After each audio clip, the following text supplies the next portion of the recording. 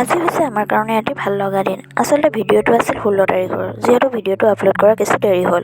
ভাল খবৰটো হৈছে ভাইটিৰ, যিহেতু জীৱন সংগ্ৰামৰ মাজেৰে আগবাঢ়ি আজি এই পৰ্যায় পাইছেগৈ। এনেকুৱা এটা এচিভমেণ্ট সঁচাকৈ খুব ভাল লগা কথা।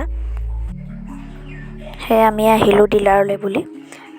যিহেতু সি এখন বলেৰ' গাড়ী কিনিছে, সেয়ে আমি সকলোবোৰ আহিলোঁ আৰু ডিলাৰৰ ফালৰ পৰা কেক কাটি মা আৰু ভাইটিক এনেদৰে শুভেচ্ছাও জনাইছে। আৰু যিহেতু কেক বুলি ক'লে আমাৰ বেটাহঁতেতো ভালেই পায়, আৰু কেক বুলি ক'লে সিহঁতে বাৰ্থডে বুলিয়েই ভাবে, আৰু সিহঁতেও বহুত ভাল পাইছে। আৰু আমি এনেদৰে ৰখি আছোঁ, আৰু গাড়ীখন হৈছে এইখনেই হৈছে বলেৰ' গাড়ীখন। যিহেতু ভায়েকহঁতৰ সফলতাত প্ৰত্যেকজনী বায়েকেই সুখী হয়, আৰু ময়ো যথেষ্ট সুখী। গতিকে আমি তাৰ লগতেই আছোঁ আৰু লগতেই আহিছোঁ।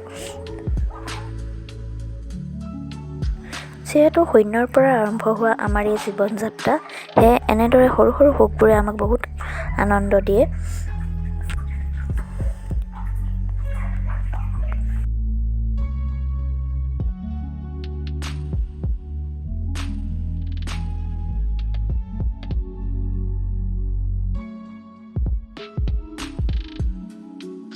আৰু তাৰ পাছতে গাড়ীখন ঘৰলৈ আনি সকলোখিনি নিয়ম নীতি কৰি গাড়ীখন ভিতৰত ভৰোৱা হ'ল।